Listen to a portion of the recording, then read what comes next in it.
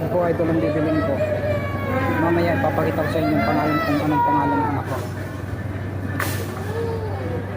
So yan, ako bibilin yun. Yung tinatapos.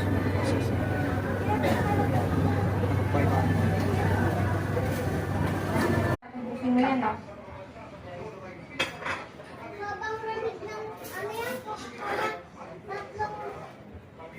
May naman po. Dito tayo ulam tayo. Yung kukuha ng ulam, nandiyan na sa lahat sa amin.